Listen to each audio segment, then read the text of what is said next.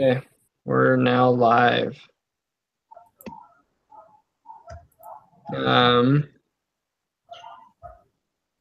Just going through and trying to. No.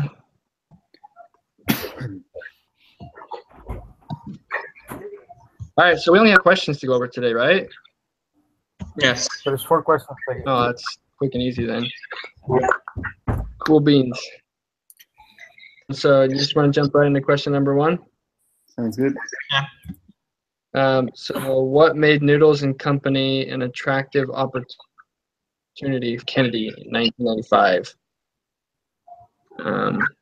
I basically just talked about how he found a new market segment that had just starting, like the fast casual restaurant segment that was becoming really popular, and he had an idea about noodles, which is like a worldwide food.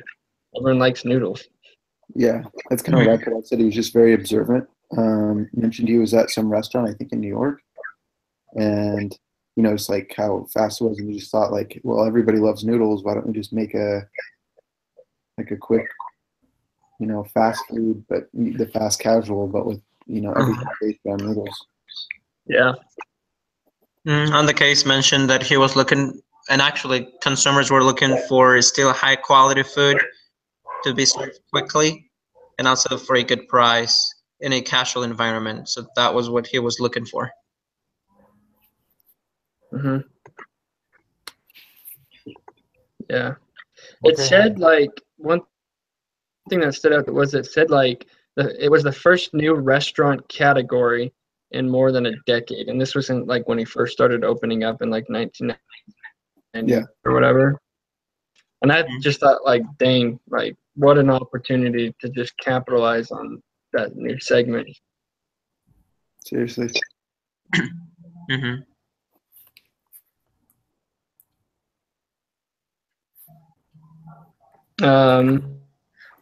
Their thoughts on why that was a good time?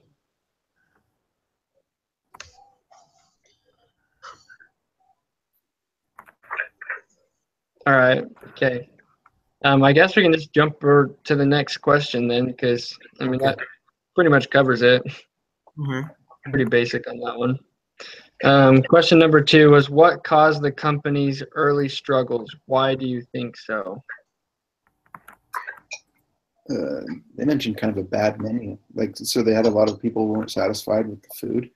I don't think they got the recipes perfect yet. And then I think they kept putting their locations in weird spots. So they wouldn't really, their market was out towards kind of business professional type people who want to when they're off at lunch, they want to go to somewhere nice but fast. And I think they kept putting it in areas that didn't have people like that. So that's what killed them. Well, I feel like their first location, because you talked about their first location being in a location that was in a higher mid to upper class neighborhood type, but then they opened that second location that just seemed to be kind of a dump. That's the one I was thinking of. Yeah, I thought that was interesting. Yes, the location, and they didn't know what really was going to be their market. And as you were mentioning before, there was a new experience. This was a new restaurant category. So they were just starting it up, but not having a well-established plan on how they were going to target their market and how they were going to promote their business. Because they were just went with the idea, but didn't know in reality, doing a research before how the consumers will going to react about that new restaurant actually. Another thing is that they admit that the food wasn't, and the operation needed a lot of work. So they were basically learning the business. They start probably without doing any test or something like that, and they lost money in the first 2 months. Mm-hmm. Right. So that is something that surprised me, because they were losing money and still they dare to open a new venue. Something aggressive. Mm-hmm. I agree. Mm-hmm. Yeah. They were involved with that because I mean, when you are losing money, not disclose the business because you don't want to lose more money. Right. And instead of that, they opened a new one. That I definitely like can be weird. Yeah. that. I completely agree with you there, Luis. I definitely think he should have waited at least a couple more months to open another location. That way he would have been able to figure out like the menu a little bit better. Right. Financials, because he said they didn't even like realize they were losing money until like the third or fourth month. Yeah, If he would have that's waited a what I couple say. months, he could have done really well, I think, at the beginning without having to go through all that trouble. Right. That's very interesting. Hmm.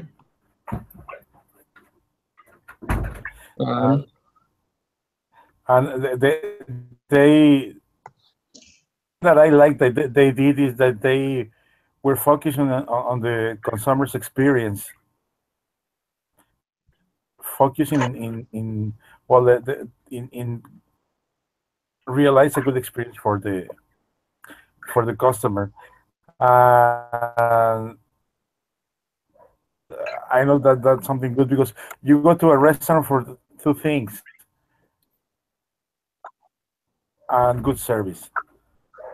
If you don't have good food but you have good service, you can come back, or either way, no. Mm-hmm. So in creating a good customer experience is where they start to grow and make profit. Mm-hmm. It was probably to the third restaurant open or something like that. Yeah. I think once they figured out that new food method, like the steam method, they were doing the steam and they switched it to like tossing or something. I don't remember. But once they figured out that food process and got the better food, I think that helped them out a lot. Definitely. Tested it maybe and like had people like sample it or like give it to people and like have people like critic their food a little bit. That's because they didn't know what to do. Actually, they just created the business and didn't know what to put in the menu, how they were gonna cook the food. Actually, Kennedy said that he didn't know too much about that business until his mother-in-law was him how to handle the business and get him along with the chef and some other people that in the end ended up helping him. So I think a good market strategy was looking in there doing the research before.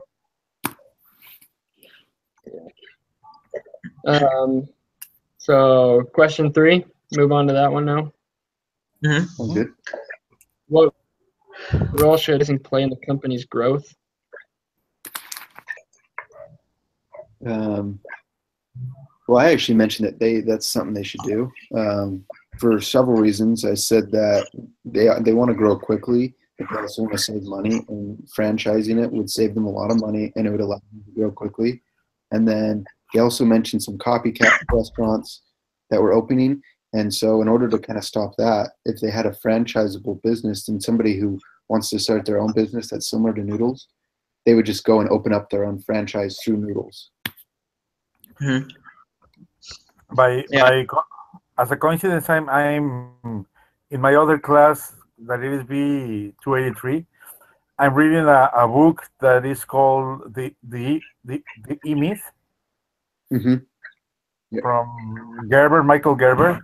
I don't know if you already read it, and he says that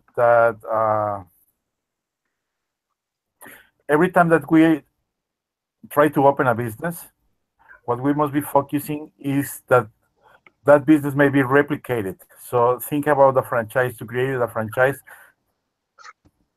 I mean, if you are opening a restaurant, you should be create a manual and give everybody his position, and then think that business is capable to be reproduced. No? So I think that that's the role that a franchise play in in the growth. They have an excellent business, and they should be thinking about franchising. Is going to be less work for them, and I think they're going to be more profitable. Definitely. That's true, because the growth rate, they won currently in 2002, they have 58 restaurants, and by the end of 2006, they won at least 300. If in 5 years they were able to raise 58 restaurants and they won 6 times that amount of restaurants, that'll be crazy to get the fundraising for, 250 more restaurants. So franchising will be the best option for me to go with. Yeah. Even also, they need to create different positions like vice president and another for the franchise department. I think that they can handle that. I agree. And franchise their business. Another thing that like made me think why they needed to franchise fairly quickly was at the end, like closer to the end of the like case study, it was talking about how benefits of being the first person to the market. And obviously, like there are some like downsides, consequences of being the first person to the market, but it also has a lot of like benefits and perks. Right.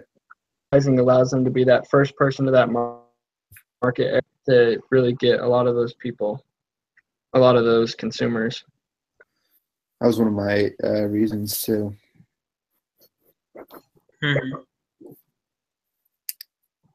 That's true. Cool. So do you want to go with? Go ahead. I was also going to mention one more point. Their business, they have smaller buildings and they have simple menus, which would make it easy to franchise. Their menus, like they only have, I don't know how many items, but it's fairly small, so it's easy to keep control of throughout many stores. Like the recipes will be pretty easy. If that makes sense. That's another good point as well, because that way they didn't have too many processes to follow. Right. That's not going to be an issue, because that's one of the cons when franchising for your franchisee is not able to follow the same processes or not to keep the same formula you're using. But yes, I'm seeing here they have just add-ons, beverages, green salads, noodle soups, and noodle bowls. That's what they have. It's not too complicated. Yeah, and they Yeah. something like that, meat or a different flavor. It's not complicated to change the menu. Yeah, I think his concerns are like valid concerns of like franchising. Like any business, like at this stage, is going to have like these normal concerns of keep up the company values and everything. But like there's plenty of other have done it that are doing it, like Applebee's or Panera Bread, and like if they've done it and your menu is a lot more simple, saying like just go for it, do it. Yes. I was actually looking at the revenue numbers for some of the franchisable businesses compared to the non-franchisable ones, and some of the franchises were making more revenue than the non-franchises. In general, yes, the franchise companies, as you mentioned, some of them have more than 200, and some others that are no franchise, and it's just like 70. Some others are very big, but it's not the majority of those. It's just like a couple. Yeah.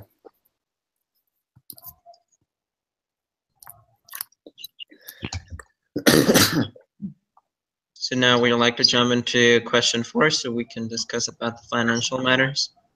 Yeah, the pros and cons and the financials. Let's do it. Okay. For this one, they were having an estimation of $800,000 per restaurant. They said per unit. And also in the terms and conditions of franchising on page 29, it says that they would like to have $15,000 initial fee to franchise their company. and as well in monthly income of 6% of the total revenue of the franchise unit. So making some math, if they are expected to have $800,000 in an annual sales revenue, getting a monthly income of $4,000 per unit. So if they would like to have 50% of their restaurants to be a franchise, they will be able to get 150 restaurants in franchise times 4,000 per unit. That's $600,000 per month, which is 7.2 million annually. So that's making a lot more profitable, not to manage those restaurants specifically, not to be worried about the building, about the personnel, about everything, just to get the money and just verifying that they're working the way they are supposed to work. Yeah, and that's if like they're only at that $800,000 mark, because it said they wanted those like, restaurants were supposed to be at the $800,000 mark. Shortly after that, they increased it. It says so under Noodles and Company's initial unit was expected to generate annual sales of 800,000, but in March 2002, the standard was raised. It doesn't say what the standard was, but I mean it could even be more than what you were just saying, Kevin. Yes, It's like profitable for them. Not even considering that they already own 58 restaurants, right? Mm-hmm. Yeah, exactly. That's just for some franchising ones that they would do. Because in one part says that this market was planning to grow, it says in here, grow in segment within the restaurant industry and was expected to grow between 15 and 20%. And it's estimated $5 billion current base through 2006. So this is just an estimation that they are able to increase quite more. Mm-hmm.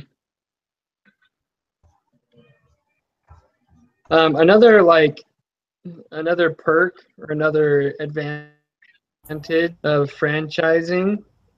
One point in the case, Kennedy was saying that he wanted the brand to be like more national and like reach more Midwest and become like a bigger brand. And like franchising like really allows the brand to grow and to get a name out there. And like, is it going to help the franchising location, the franchise locations, but also like the company owned locations, like the popularity of the restaurant by franchising.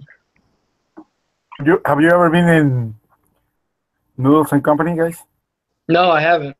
In what? In the restaurant in Noodles and Company. Yeah, I have. Yeah, I've done it. It's not bad. My wife and I thought about going today, but we went to Red Robin instead. There's one in IF, isn't there? What? There's one in Idaho Falls, isn't there? Yeah, one in IF. Yep. We literally drove right past, like, babe, we're talking about Noodles and Company today. Should we go? We're like, nah, let's go to Red Robin. Yeah, I would have gone to Red Burger and fries. But another thing that I suggested, like financially wise, that an advantage of franchising was in order to reach their growth goal by 2006, they would need 80 million in capital to achieve that kind of growth. Like 80 million in their own capital from the company. And I just was like, damn, that's a lot. Taking a lot of business. But then if you did like a 50-50 franchise where half the new locations were like franchise owned, it's only going to cost them about, it said 20 million. Saving 55 million by 2006 just by growing by a franchise. Mm-hmm. Obviously, they aren't going to make as much profit, but they also don't have to manage it. So actually making more profit during that. I don't know.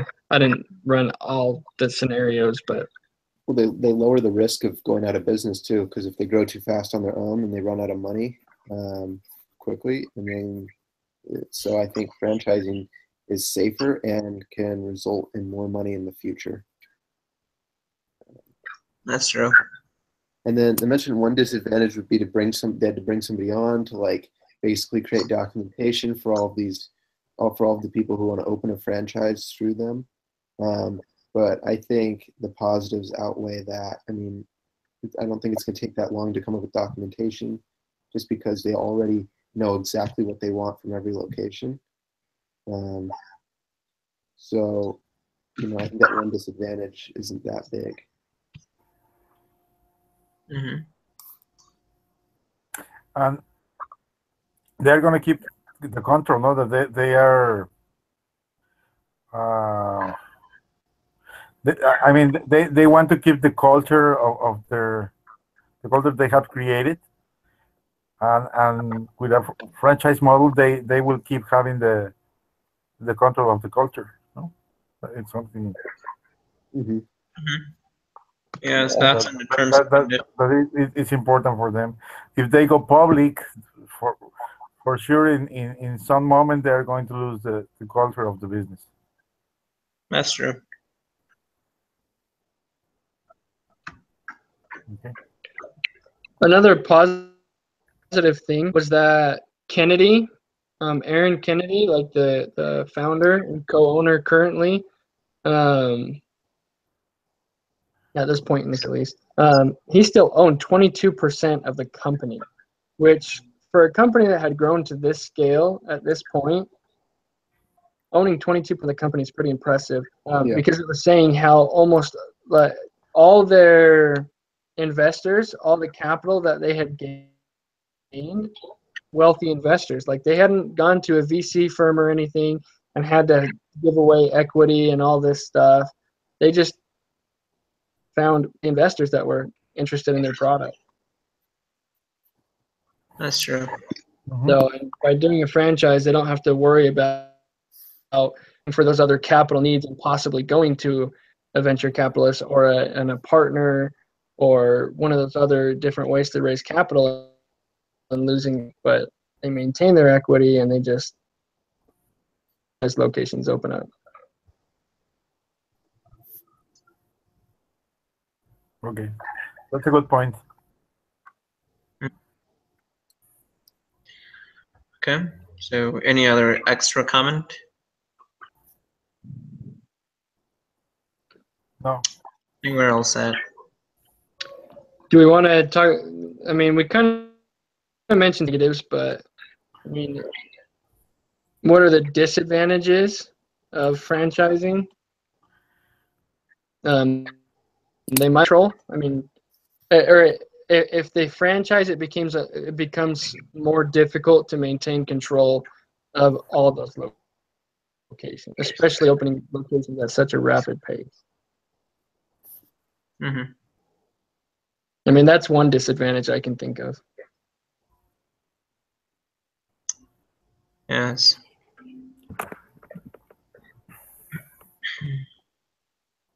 I think that it is a disadvantage, but I think that it happens the same thing. If you open a new restaurant, you are going to have your managers and all that, but still you have to take care of them, because even if you have a restaurant close next to you, well, in a city nearby, there's the possibility that the manager change things that you want to do that be done in a specific way.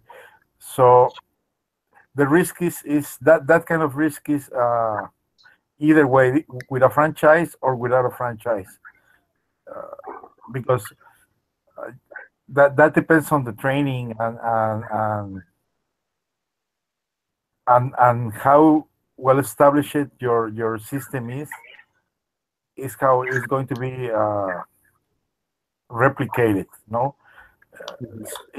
what I think is that if you have been capable of having that system replicated 58 times, you have proven that you can have a franchise and keep doing it and doing it and doing it and doing it. I don't think they will have trouble with that. They have 58 I agree. different business already.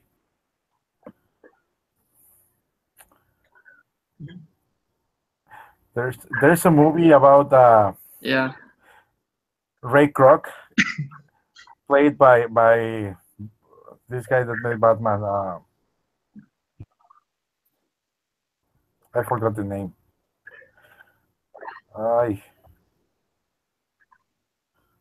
Michael Keaton. Yeah. I don't know if you have saw that movie. It's the story of McDonald's. How Ray Kroc found the McDonald's brothers and how he created the franchise for McDonald's.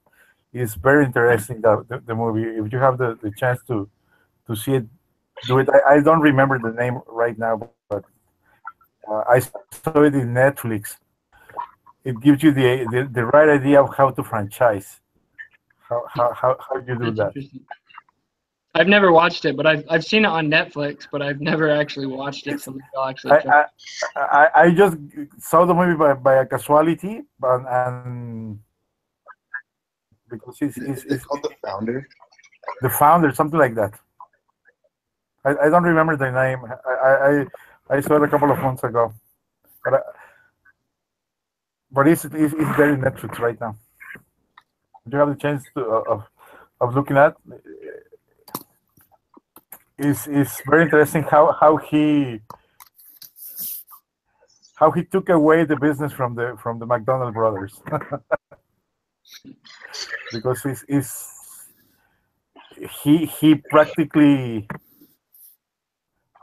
grabbed it from their hands. Oh.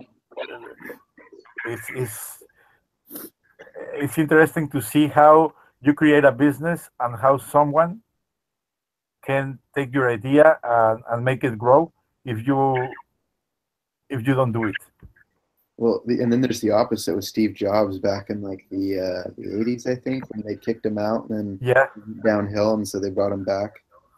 Mm-hmm. That was interesting. Yeah. Cool. So any other advantages or disadvantages, or should we jump into a summary? I think we got them all. I think we have covered pretty much everything. Okay. Well, let's do a quick summary. Starting a summary, basically for question 1, we figured it was a good opportunity because he found that new worldwide thing. Lots of people liked the noodles. New market segment that just opened up with the fast casual dining. So he tapped into that pretty good. Mm-hmm. Also, the thing that caused an issue was not to do a taste before of the product they were going to launch, and also to look for a strategic location for the restaurants. That was something that was hidden them, because not having the right market outside was just letting them not to get the sales they were expecting. Yeah. And it is because he thinks, well, it says it's headful, quick, tasty, and full of those exotic and strong flavors. So he enjoyed the food, and he realized that he could make a business from it. Mm-hmm. Yes, everybody likes noodles. Yeah. And some of like the early struggles, I think he should have waited a little bit longer to open that location possibly, because he didn't know what the financials were of the first location that he just opened up, and kind of struggled a little bit. It was like a 3-story building that just seemed like not the right place that they would be opening and up. They should have done some tryouts and get better flavors from the beginning. On the menu. Yeah. Mm-hmm. Yeah, and I think that what they did to solve that was perfect. They just went and toured a bunch of different shops in Chicago and that really helped them like realize what they needed to do better. Yeah. Mhm. They should have done that before, but it's good that they did it. No. Yeah. Yeah. Yeah. And then like the last two kind of ones, definitely think they should franchise because it's going to help their growth rate and get to that market segment for some of these other wannabe Noodles and Company shops or whatever. Yeah, agree. Agree. And then I think that they just have the right type of model to franchise. I think it sounds like the size of the buildings, they keep them fairly small and they have a simple menu, so it's easy to grow quickly. You don't have to worry about menus getting or recipes getting messed up at each location. And something we didn't say before, they still can buy some franchises for their own. Right. No.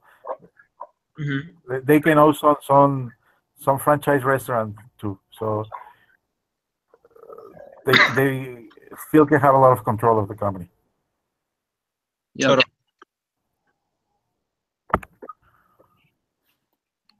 Cool. Well, I think that pretty much covers it. Thanks a lot, guys. Pretty quick one. All right, sounds good. Okay. Cool. I'll send you guys a link. All right, cool. Thank you. Yeah, then. Yep. Okay, see you guys later. This week we have 2 meetings, right? Yeah, Thursday at 9. Does that work?